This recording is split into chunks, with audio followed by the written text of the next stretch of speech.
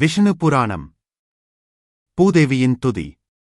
தாமரை போன்ற திருவிழிகளையுடையவனே, சங்குசக்கரகதாதி திவ்ய ஆயுதமுள்ளவனே, உனக்குத் தெண்டன் சமர்ப்பிக்கிறேன்.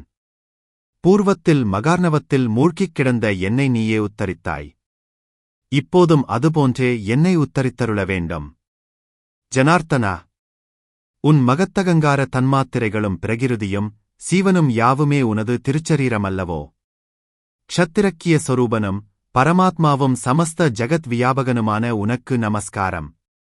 அவ்வியக்தமான பிரபஞ்சமும் காலமும் சொரூபமாகவுடைய உனக்கு நமஸ்காரம்.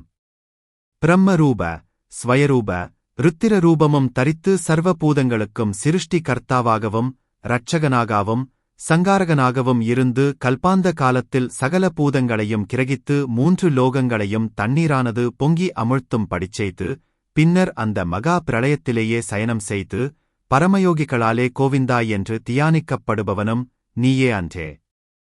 பரமாத்மனும் திவ்யனுமான உனது நிஜஸ்வரூபத்தை எவரே அறிவர்? நீ ஜகத்தை ரட்சிப்பதற்காக லீலார்த்தமாக தரித்த உனது அவதாரங்களை என்றே தேவர்களும் ஆராதிக்கிறார்கள். மோட்சத்தை விரும்பும் மாமுனிவர்களும் பரம்பிரமான உன்னையே ஆராதித்து முத்தராய் பரமானந்தத்தை அடைகின்றனர். யாவற்றுக்கும் ஆதாரமும் ஆதேயமும் தாரகனும் பிரகாசகனுமாகையால் ஸ்ரீவாசுதேவன் என்கின்ற திருநாமம் கொண்ட உன்னை ஆராதிக்காமல் எவன்தான் முக்தியடைவான்? மனதால் கிரகிக்கப்படுகின்ற சுகம் முதலானதும் கண் முதலிய இந்திரியங்களாலே கிரகிக்கத்தக்க ரூபாதிகளும் புத்தியினாலே பரிசோதிக்கும்படியான பிரமாணந்தரங்களும் உனது சொரூபங்களன்றே. தேவதேவா, உன்னிடத்திலே பிறந்து உன்னையே ஆசிரயித்து உனது சரீரபூதையாய் உன்னிடத்திலேயே நிலைத்திருப்பவளாகையால் உலகங்கள் யாவும் என்னை மாதவி என்று சொல்லும்.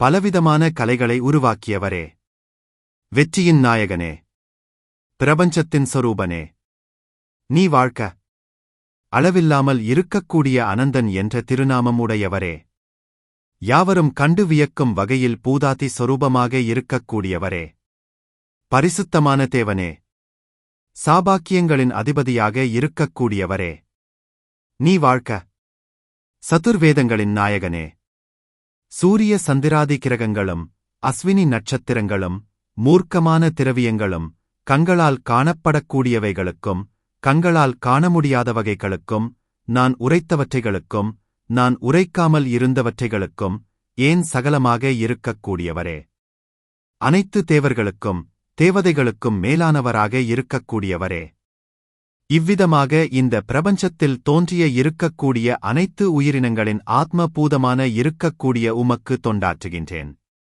இவ்விதமாக பூமிப்பிராட்டியானவள் வெகுவாய் ஸ்ரீமன் நாராயணனை துதி செய்தார். அந்த பூமியை தரிப்பவனான ஸ்ரீயப்பதியானவன் வராக ரூபத்திற்கு அனுகுணமான சாம வேதமயமான இர்குர் என்ற சப்தத்தினாலே பூமிப்பிராட்டியார் செய்த தோத்திரத்திற்கு திருவுள்ளம் உகந்ததை காட்டியருளினான்.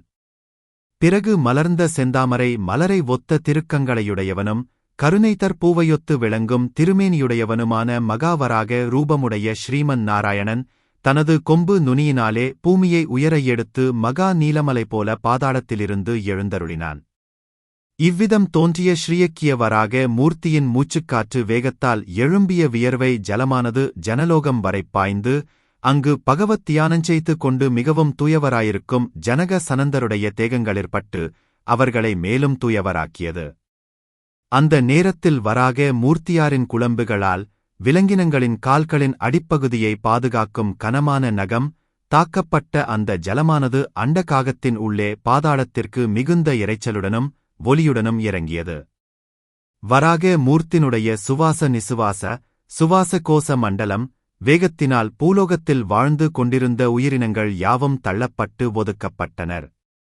இவ்விதமாக பிரளயார்ணவோதகத்தினால் நனைந்திருந்த உருவத்தோடு தனது கோட்டு முனையில் பூமியை எடுத்துக்கொண்டு ரசாதல லோகத்திலிருந்து எழுந்தருளினார். எழுந்தருளிய வராக மூர்த்தி அவருடைய திருமேனியை உதறியருளுமளவில் அந்த வராக மூர்த்தியின் ரோமகூபங்களில் நின்று கொண்டிருந்த சனகசனந்தன தியான யோகிகள் ஆனந்தமடைந்து மிகுந்த பக்தியுடன் வராக மூர்த்தியை வணங்கி துதி செய்து அருளினார்கள்.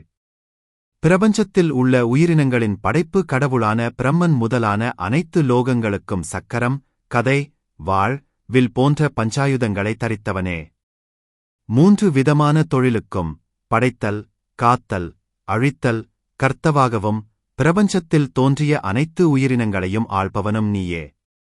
சுவாமியே, வேதங்கள் யாவும் உன்னுடைய சரண கமலங்களில் இருக்கின்றன.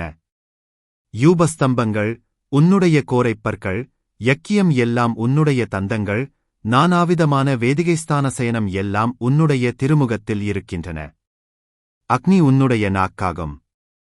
உன்னுடைய ரோமங்கள் என்பது தர்ப்பை புற்கள் ஆகும். ஆகையால் யக்கிய ரூபமாய் யக்கத்தினால் ஆராதிக்கப்படக்கூடிய ஆதிபுருஷனும் நீயே.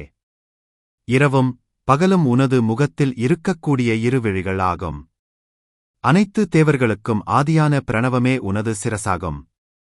புருஷ சூக்தம் முதலான சூக்தங்கள் எல்லாம் உன்னுடைய பிடரியின் ரோமங்கள் சாமவேதமே.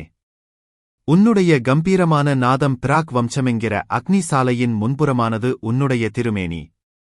இப்படியாக மூர்த்தியாய் அனாதியாயுள்ள ஷட்குண ஐசுவரியை சம்பன்னனான எம்பெருமானே, உன் திருவடிவைப்பினாலே பூமியை ஆக்கிரமித்து பதம் கிரமம் என்ற ஏற்பாடுகளுடன் கூடிய அளவற்றதாய் ஆதியில் நின்ற சப்த பிரமமும் நீயே.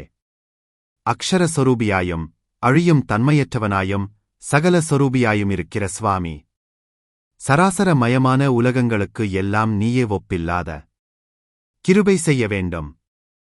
திவ்யமான உனது கோரைப் பல்லின் நுனியிலே காணப்படுகின்ற இந்த சமஸ்த பூமண்டலமானது தாமரை தடாகத்திலே பிரவேசித்து விளையாடிய மதயானையானது தனது கொம்பிலே சேருடன் கூடிய தாமரையை தூக்கி வந்தால் எப்படி காணப்படுமோ அப்படி தோற்றமளிக்கிறது. ஒப்பற்ற பலவிதமான சக்திகளை தன்னகத்தே கொண்டு இருப்பவனே ஓ ஜகந்நாதா, மெய்யான பொருள் நீ ஒருவனேயன்றி வேறு எவரும் இல்லை. எப்படியெனில் சராசரமயமான சகலமும் உன்னால் வியாபிக்கப்பட்டு உனது திருமேனியாக இருப்பதனால் இவையாவுமே உனது மகிமையாகும். நீயே பரமார்த்தமாகிறாய். உலகத்துக்கு காரணபூதனாக இருக்கின்றவரே, அகமும் புறமும் நிலைத்து இருந்து யாவரிடத்திலும் வியாபித்திருக்கிற உன் மகிமை எடுத்து சொல்ல முடியாது தன்றே. சத்து அசத்து என்னும் விவேகம் இல்லாத அஞ்ஞானிகள் உன்னுடைய சரீரமான பிரபஞ்சத்தை பிராந்தி ஞானத்தால் வேறான தேவமனுஷ்யாதி ரூபமாக நினைக்கிறார்கள். புத்தியினர்களான ஜனங்கள் ஞானமயமான தமது நிஜஸ்வரூபங்களை அறியாமல் தான் அமரன் என்றும் தான் மனுஷியன் என்றும் இது மிருகம் இது தாவரம் என்றும் பிராந்தி வசத்தினாலே நினைத்து மோகார்வணத்தில் மூழ்கியிருக்கிறார்கள்.